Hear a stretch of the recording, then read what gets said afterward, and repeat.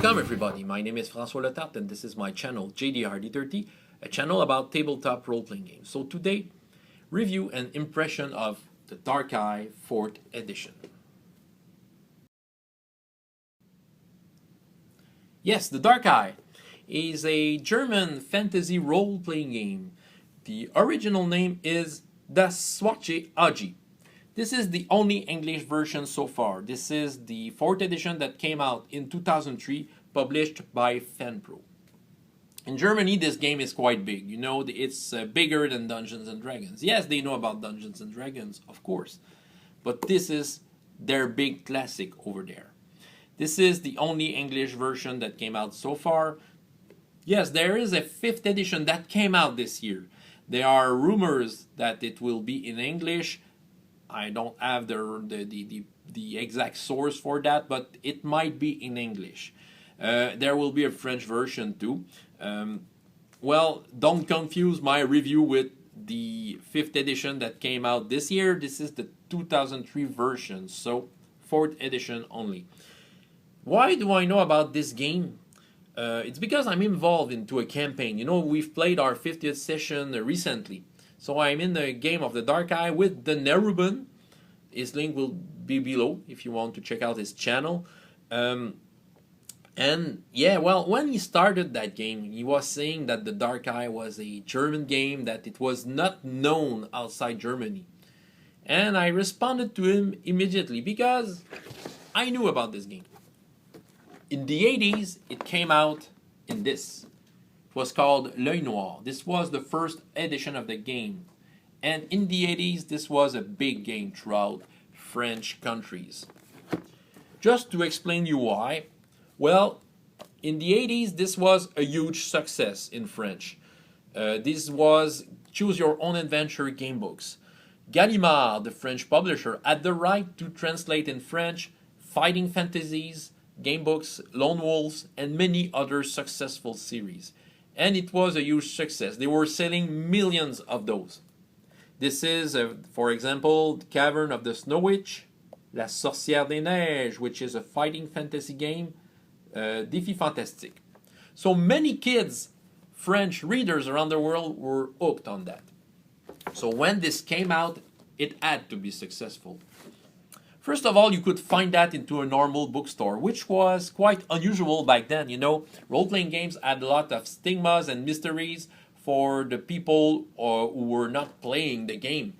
You could find role-playing games usually into specialized hobby store. So to find a role-playing game into a bookstore, it was quite unique. And it wasn't called a role-playing game, it was called an adventure game. So maybe it was more easy for the bookstore owner to get this game into their shelves. And with the layout that was quite similar, it was clear that kids like me would hook on that. So what the young gamers were discovering back then, it was a role-playing game. And yeah, this is a good role-playing game. It was different than Dungeons and Dragons, and on many points, and yeah, so lots of people had fun back then. Well, the French version wasn't published anymore by the end of the 80s, but for gamers of that generation, which I'm part of, we have fond memories of this game.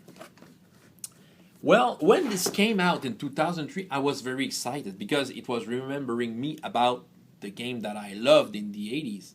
So I was, you know, quite curious about it, but I haven't bought it immediately because I was already involved into the most popular game that was in 2003, which was Dungeons and Dragons 3rd edition. Yeah, I was involved in many games, so I wasn't ready to buy it, but it was some kind of in my bucket list. I wanted to see how the Dark Eye was doing in 2003. And I got the chance to buy it finally when I got involved into the campaign in which I'm in with the Nerubin. So I will talk to you about the rules, about what's inside the book. It's my impression of the game in general of this edition of the game. So let's begin. The Dark Eye is that fantasy role-playing game is tied to a setting which is called Aventuria. Aventuria is, in my opinion, it's the highest point of that role-playing game. Aventuria is a very deep setting with lots of details and lores, you know. It's a very rich setting, well made, and well supported. You know, in Germany, this is an ongoing setting that is growing year by year, and it's the same setting since the start. So there's a lot going on Aventuria. Everything is a little different than the fantasy we may know for Dungeons and Dragons. You know, it's not Forgotten Realms or Golarion. It has its own twist. Well, from my point of view, from a North American point of view, I feel that there's a lot of European lore into that. You know, European myths that is put and translated into the Aventuria. The game system itself, well, this game is very rules heavy. If you like games with lots of crunch, there's lots of crunch like that in that. Lots of calculation. It simulates lots of stuff. Well, the game in its whole goes very far. You know, it can go as far as calculating the number of meals you will get from a rabbit when you go hunting. Or it goes as far as telling you where you will find the special herbs to make your potions. You want to make that potion, you need that herb, and that herb is on that mountain over there. Okay, it's very detailed like that, and lots of calculation, very precise. If you like to crunch numbers, like this is the game for you. But unfortunately, in the English version, you don't have all of it. Okay, and I will explain you why. I will explain you what's in this book exactly. Well, the game system. Basically, for a skill test, you have to roll 3 d20s, and you have to roll equal or under 3 attributes to succeed into a task. Let's say you want to sneak. Sneak, you need to roll equal or less than your courage, intuition, and agility. So you roll 3 d20s, and you compare to all those 3 stats. To help you succeed, you may have points into those skills. Which are called talent, and these are talent points, and the talent points are used to change the number of your dice to help you succeed into your attributes. Okay, what's good about this system is that in a narrative point of view, it helps you describe why you succeeded or why you have failed. Okay, let's say you are sneaking and you succeeded, but for some reason you succeeded a lot into your agility. You can describe how agile you were to get close to your target you were sneaking. Okay, it may get you some inspiration to explain what happened, and it's more easy if you fail. You know, if you have failed your intuition into that. Well, you can explain that while you were sneaking, you didn't notice that there was someone that was looking at you while you were doing it, or you can create anything, but it helps you. It's original for that. It helps you describe why you succeeded or failed. The drawback of this game system is that it may slow down the game a lot. Well, I got used to it. You know, when I roll my 3d20s, I just take them by the order they came out on the table, and I can check rapidly if I succeeded.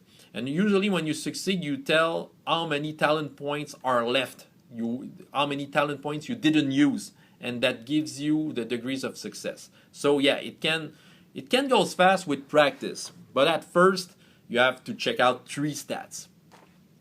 The other drawback that I have experienced with that game is that it's hard to succeed. You have to roll 3 times for each skill, which you have three chances to fail. In a sense, you have to have lots of talent points. Of course, my character has lots of talent points I think in perception. Okay, so yeah, well, every time he rolls a perception, he rarely fails because I have lots of talent points that I could put in. But all other skills, well, you have to be very lucky to get them. Nevertheless, for the good side of it, it's worth it. Combat is a little easier since you have to roll under only 1 stat, which is your attack value. and it's an attack, and your target can parry your attack. Okay, that's the way it works. When you create a character, it works like you spend. This is creation point. I think it's called. Yeah, generation point. Yeah, so you can buy your stuff a little like in GURPS. You can buy your character, his talents. You can buy some disadvantages and advantages. Usually, you decide from which culture you come from, which may cost you some point depending on what the culture is offering you. You have to choose a race. Then again, it may cost you some generation point depending on the race itself. And you have to spend some point to get a profession, which are adventuring profession. They offer here a wide array of profession, like rogue, warrior, physician, pirate, magician. Okay, there's lots of these are kind of character classes, and yeah, well, they are very colorful. You know, when your character is done, it really feels like what you have chosen. You know. My character is a Thorwallian hunter human, and it really feels like that. Just on the sheet, you know, it was clear that I was that and nothing else. But yeah, it's not necessarily class based. Well, there's a level system in there, but it's not clear how they want to run with it because you gain experience point, you may raise some skills, and if you want to get into the level part. Well, it complicates things a little. Well, it's a very simulationist game, so the levels are here to simulate some stuff. But you know, in the current campaign I'm in, we don't use it that way. We are going with a more simple fashion. You know, just spending the skill points to raise our stuff. But yeah, it's very the characters here have lots of flavor, and yeah, it's quite pleasant. One thing that is cool in that book is that when you finish, there's a 20 questions for your hero, which are quite inspiring. It helps you really flesh out the hero and think about it a little before getting him into Aventuria. What does your hero look like? What impression does your hero make on strangers? And how did your hero grow up? So yeah, these are questions that may guide you into fleshing out his story. Well, this is the kind of game, in my opinion, that is made to be played on the long run. Yeah, well, you can do one shots of it, but this is a game that is meant to be played on the long run and to make you live the adventure into that world. Okay.